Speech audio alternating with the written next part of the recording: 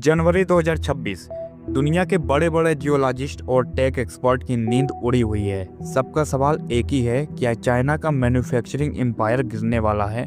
क्योंकि आज से ठीक एक महीने बाद भारत कुछ ऐसा करने जा रहा है जो पिछले 50 सालों में किसी देश ने नहीं किया। आज की जंग गोलियों से नहीं बल्कि नैनोमीटर्स और एल्गोरिदम से लड़ी जा रही है। नमस्ते, मैं हूं आदित्य त्रिपाठी और आप देख रहे हैं द इंडियन एक्सप्लोरर। आज हम उस इनविजिबल टेक वार की गहराइयों में उतरेंगे जिसने दुनिया की पावर डायनामिक्स को हमेशा के लिए बदल दिया है। दोस्तों, किसी भी देश की सोवर्जिनिटी आज उसके हथियारों से नहीं बल्कि उसके सेमीकंडक्टर से तय होती है। 2026 की शुरुआत हो चुकी है और भारत के नए सेमीकंडक्टर फैब्स अब प्रोडक्शन के फाइनल टेस्टिंग फेज में हैं।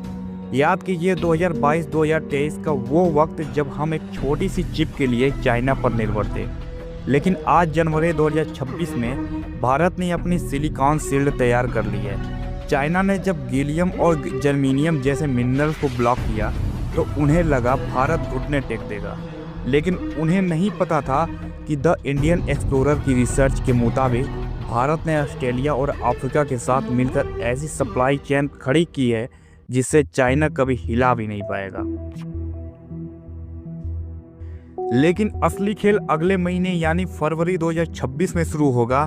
न्यू दिल्ली होस्ट करने जा रहा है ग्लोबल एआई समिट।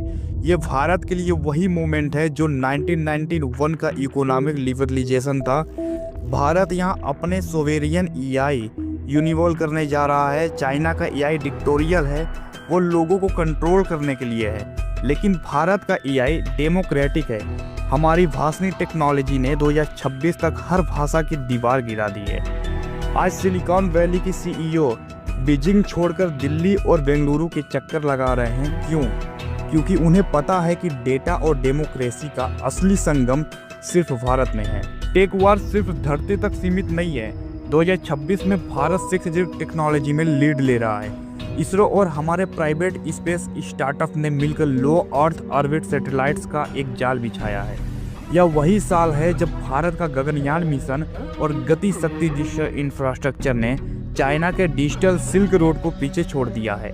आज हम सिर्फ असेंबल इन इंडिया नहीं कर रहे, हम इन्वेंट इन इंडिया कर रहे हैं। क्या भारत इस टेक वार को जीत चुका है? जंग अभी लंबी है दोस्तों, लेकिन 2026 से गवाह है कि हम अब पीछे नहीं हटने वाले। चाइना के पास हार्डवेयर की ताकत है, लेकिन भारत के पास यंग माइंड्स और फ्रीडम की ताकत है। आपको क्या लगता है, क्या फरवरी का एआई समिट भारत को विश्व गुरु बनने की पहली सीढ़ी है?